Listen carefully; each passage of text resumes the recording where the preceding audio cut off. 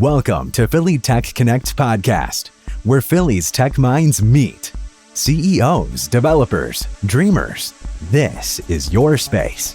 Each week we explore the journeys of tech innovators. Join us and be inspired. Hey everyone, Dave here with another episode of the Philly Tech Connect podcast. Today I'm speaking with Neeraj Vir. Neeraj enables inspired entrepreneurs to make the best business growth and technology-related decisions. He's the managing partner and CEO at Amalgam Incorporated, which focuses on digital transformation, app modernization, AI, and ML solutions.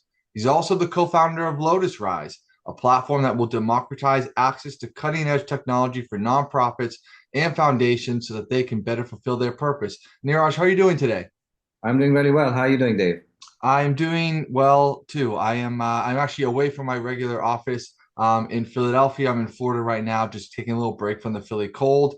Yeah. Hopefully everyone's doing okay up there. Neeraj, I wanted to hear.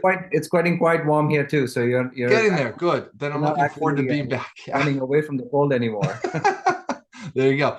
I'd love, you're such an interesting guy managing multiple businesses. I'd love to hear a little bit about your background in the history of Amalgam and Lotus Rise. Yeah, so I'm a first generation immigrant here, came here in 2000 from India, worked with a few organizations, the most memorable being a startup that I joined, which got acquired by a big organization. And so I was able to see, how things were in a startup and how, it was to run and build a startup. And then see from the other side also when it gets acquired how things change, and for us it was for the better. And even during the time I was with the big organization, we were launching Nuvo Banks, which was banking software solutions for non-banking banks. By non-banking banks I mean that they were either brokerage houses, insurance houses, or other fields that had a good amount of clients for their core business, and they also wanted to give banking products. So I was able to help them along, and the thing I loved most was discovery and requirements analysis and coming up with solutions of how they could differentiate themselves, which after we got too big I realized that that's what I wanted to continue, but my path forward as an executive wasn't there for that. So I came out of it. I kind of did some soul searching. I launched Amalgam to then continue doing that path, which is work with entrepreneurs, work with entrepreneurial people in big organizations to, kind of realize their dreams. And it's been 12 years plus, and I wouldn't change it for anything, at all. So it's been fun ride. Yeah. When you came here in 2000, was it your goal to start and grow businesses, or is this just something that kind of happened serendipitously? I think I just grew into it. I did not have, in fact, I wanted to do MBA in international marketing. That was my aim I'm a technologist, but I also realized that, I was good with interactions. I was good with people. I was good with things that were related to, solutioning. So, but, I soon realized that I could do all of that with my existing company. Like I said, I was able to travel the world with the organization, launching newer banks and launching, customizations and so on. So I learned a lot that I would otherwise have to go to school for. So, it was just by chance that, that all of those dreams kind of fulfilled itself in my workplace. And then I started thinking about, okay, who am I as a person? What would I really want? What do I really, can give and be successful at? And that's how Amalgam came into the being. Very cool. I know you manage multiple businesses. We've already mentioned Lotus Rise. We've mentioned Amalgam. You also advise, several startups. How do you prioritize your time? Most people see these, maybe from the outside, they see this as a full-time, all-encompassing in terms of, mental bandwidth, et cetera. How do you go about partitioning your time? One is wake up early. I wasn't an early person before, but over the years, I've embraced it. I enjoy it. You get so much done when you start early. But that's just a personal like you have to have your rituals around. You have to make sure that you are able to close things. A lot of people, they don't know how to shut down things and defer it for tomorrow. So actually being more efficient means actually deferring some stuff which is not important to you or to the organization. You just can't be on top of everything. So being able to do that is primarily what I try to do in myself, is prioritize things and act accordingly. But the second thing, which is the most important thing, is I find people who I want to collaborate with. For example, with Lotus Rise, I quickly realized that I did not understand the inner workings of nonprofits and foundations. I had been in, software development. I had done things for the energy business, for the retail business, for banking and financial services, but I had no idea about how nonprofits handle technology. So the next best thing I could do was to, find a co-collaborator, and I met Charles Gasper, who has been a technology and business consultant for nonprofits and foundations for 25 years. So he became a co-founder in Lotus Rise. I brought him in, and now things are so much easier because I brought somebody who understands it, and that's just been the playbook. When I hire people, I don't hire necessarily for any other reason than, if I gel with them, I know that they mean well and they have some level of background on which I'm trying to hire. And in Charles' case, it was just, not even hiring. It was like I felt confident enough to say, look, I want to bring him in as a co-founder. And again, I've been lucky and, intentional in bringing people who can then run independently. So I don't have to oversee it. I trust what they do intrinsically. And then, we have calls and things that we can do. So things are smooth. I feel because of the great people that I have. Any advice on finding those great people? Is it just a matter of, hey, you do enough interviews, you get a sense for who you gel for, or are these people from your personal network? How do you go about finding a Charles? Yeah, so Charles, I met him at a conference. I spoke to him and we had a 5-minute conversation.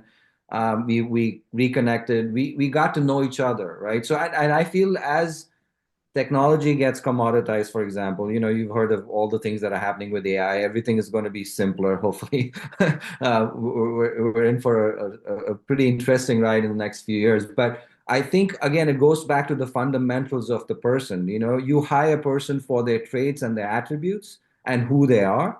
And I think skills are easy to, and they're getting easier and easier to get because they're getting commoditized, right? So I think having a connection, trusting your intuition, realizing and getting, if you don't know them from before, getting a background on them, asking people of how they've interacted with them. Again, it's not necessarily for the quality of the work, which you can realize the quality of the work really quickly, when you meet somebody or see their work.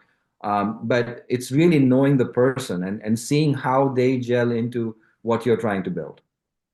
On the topic of technology, and you kind of alluded to, trends, to where things might be going. You've been involved in it for decades.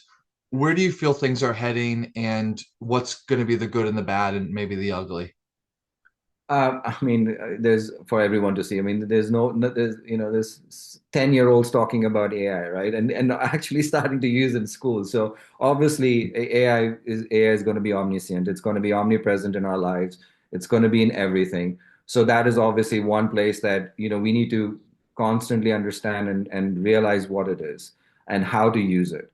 And I think the emphasis would be going back on creating and being creative and being the master of the business sense, right? What I mean by that is, as technology is easier to implement, these old standard values of being full of grit, being determined, being a master in the field you're in, being able to bring things together creatively. I think those are the traits and the trends that are going to see more people.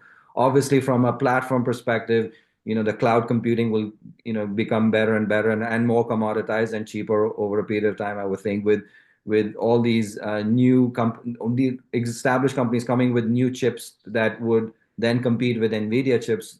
Things are going to get, even more interesting there. Blockchain or digital, or distributed ledger technology is going to start to really make, we already hear about cryptocurrency, but there's so many other use cases that are happening. I've been talking to somebody who's thinking about the Internet of Aviation, for example, where they want to bring all the aviation, software onto the blockchain, or create a level playing field where, participants can work on chunks of that. And I can see other industries also doing it, where, collaboration amongst the players would kind of force them to create a platform, and blockchain would be the de facto, if not the primary place. So I think those are the four things. Of course, cybersecurity and all of that will continue to expand, because you need to securitize all these new things that are happening. I want to make sure we give some exposure to the various companies that you work on. You referenced Lotus Rise and the work you're doing with Charles to democratize access for nonprofits. Tell me a little bit about where you guys are at right now in the journey. Is this a platform? Is it live right now? Is it in development? Where are things going? So right now, I would say that is the end game or end goal. We have started working on some of that. Again, it's self-funded, bootstrapped, thing. So what we're looking to do is, again, find use cases of solving certain problems. That could be, in the funding space. There's a problem that we're talking about in the evaluation space, of how evaluation happens for impact for a nonprofit by the donors and the foundations. There's spaces that we are trying to optimize and trying to create utilities and tools that we can inject. I mean, creating this whole infrastructure and the platform will take time. So I would say that we're about 30% there. We're concentrating on solving real life problems with these tools and these projects, learning from it, and that would feed us into the platform. Super cool. Well, we're excited to hear about when you guys are ready for that final version. Neeraj, for people that want to learn more about you, what you're working on, updates, how should they find you? They can connect me through LinkedIn. Obviously, I'm open to having conversations. I'm also part of PACT, which is the Philadelphia Alliance. So I do attend some of those conferences, part of I2N, which is a kind of a Chester County where I'm based out of, networking of innovators and so on. But, happy to share my email, happy to share my LinkedIn, and people can connect with me. I'm always happy for a chat, and any guidance I can give them, I'm happy to. I feel like that is the most happiest moment when I get to share my experience and be able to give some insightful moments into and light up some insight into people. Well, thank you for sharing some of those moments with our audience today. I appreciate you being on the show, Neeraj. Thank you so much, Dave. It's been a pleasure. That's all for today's episode of Philly Tech Connect. Join our community at phillytechentrepreneurs.com. Special thanks to our sponsor, shortlist.io, a digital marketing agency specializing in top-notch link building, content strategy, and web design. Stay innovative, Philly, and see you next time on Philly Tech Connect.